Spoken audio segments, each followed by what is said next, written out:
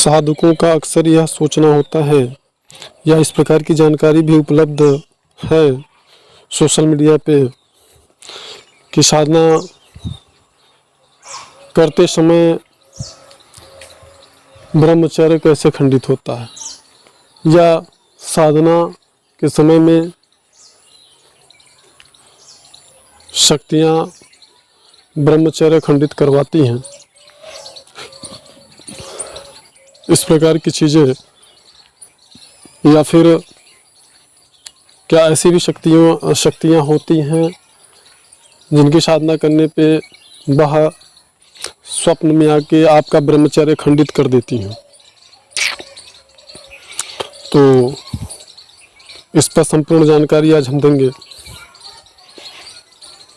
कि ऐसा क्यों होता है या होता है कि नहीं होता है और ऐसा किन परिस्थितियों में हो सकता है। तो इस स्थिति में साधकों को क्या करना चाहिए।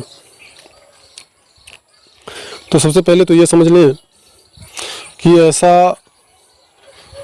होता है, यह सत्य है, लेकिन ऐसा होने का पूरा उत्तरदायी वह शक्ति नहीं होती है जिस शक्ति का हम साधना करते हैं।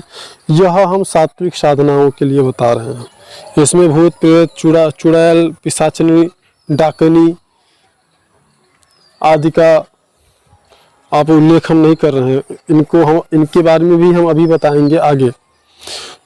तो मैं सात्विक शक्तियों की बात कर रहा हूँ, जैसे कि आपका किन्नरी साधना हो गई या फिर यक्षिणी साधना हो गई या फिर अप्सरा साधना हो गई।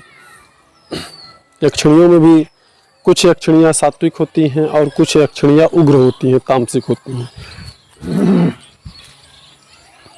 तो यहाँ पर हम सात्विक साधनाओं की बात कर रहे हैं। अप्सरा साधना, यक्षिणी साधना, किन्नरी साधना जो सात्विक शक्तियाँ हैं। तो इसमें आपको जब आप इनकी साधनाएं करते हैं तो जैसे कि जो काम वासना है, यह हम जन्म जन्मों से काम वासना का संस्कार हमारे चित्त पर स्थित होता है। जैसे कि हमने बताया है, हम जो कर्म करते हैं, हमारे द्वारा जो भी कर्म किया जाता है, उन कर्मों का संस्कार हमारे चित्त पर स्थित होता है। वह हमारे चित्त पर उसके संस्कार बनते रहते हैं, जमा होते रहते हैं।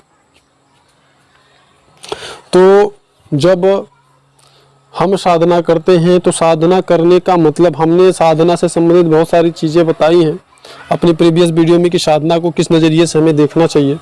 तो यहाँ पे मैं बता दूं कि साधना जब हम करते हैं तो आप समझ सकते, यह समझें कि आप कोई ऐसा मकान है, कमरा है जो कि बहुत सालों से बंद है या बहुत समय से बंद है, और फिर आप अचानक से झाड़ू उठा करके उस मकान का, उस कमरे की सफाई करने लगते हैं।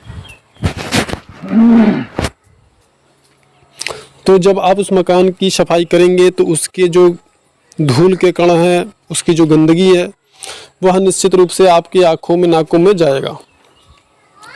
ये अलग बात है कि आप अपने बचाव के लिए मुंह पे कुछ आप लगा लिए हैं, मास्क लगा लिए, इत्यादि लगा लिए, वो ठीक है, लेकिन फिर भी वह आपके नाक में वह जाना ही जाना है, यह निश्चित है।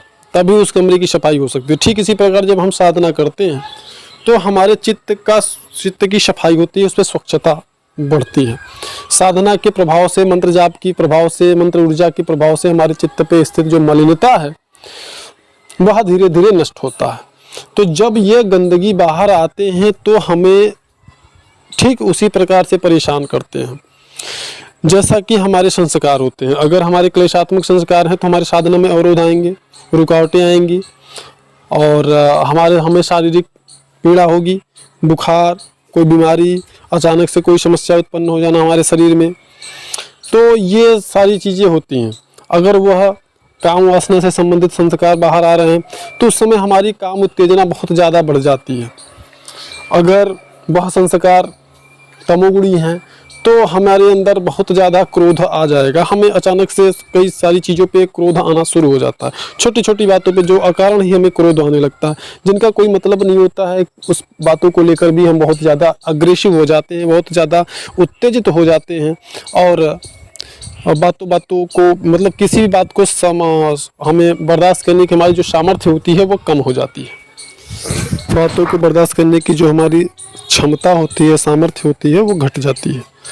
इसी प्रकार से जिस प्रकार के भी संस्कार हमारे अंदर से निकलते हैं, हमारे साधना के द्वारा, प्राणायाम के द्वारा, मंत्र जाप के द्वारा और संयम का पालन करने से, व्यवहार में सुधार करने से, अच्छे व्यवहार का अनुसरण करने से, इन सभी चीज़ों से जिस प्रकार के भी हम जो है संयमों का पालन करते हैं, उनसे जो भी हमारे चित्त पर स्थित संस्कार बाहर निकलते हैं, उसी प्रकार के कर्म हमें हमारे सांसारिक जीवन में, भौतिक जीवन में हमें भोगने पड़ते हैं।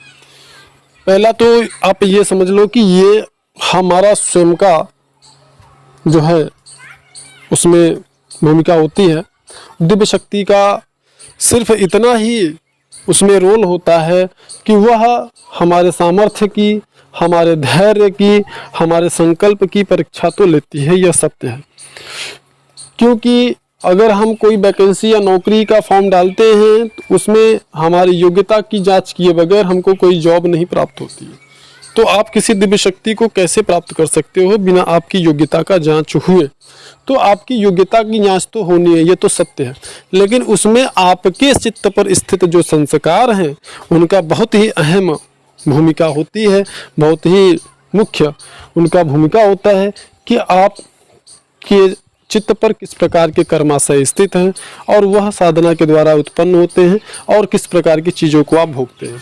साथ ही साथ साधकों को यह भी समझना होगा कि जब साधना नहीं करते हैं, जैसे कि आप साधना कर रहे हैं तब तो इस प्रकार की चीज़ें आपके साथ घटती हैं, लेकिन अगर आप साधना नहीं कर रहे हैं तो उस दशा में इस प्रकार की कोई भी चीज़ आपके साथ नहीं घटती है। इस चीज़ को आप माइंड करिए, महसूस करिए, तो आप खुद समझेंगे। आगे इसी का हम सेकंड पार्ट बनाएंगे, उसमें विशेष जानकारी और हम प्रकाशित करेंगे। इस वीडियो में सिर्फ इतना ही, मिलते हैं नेक्स्ट वीडियो में।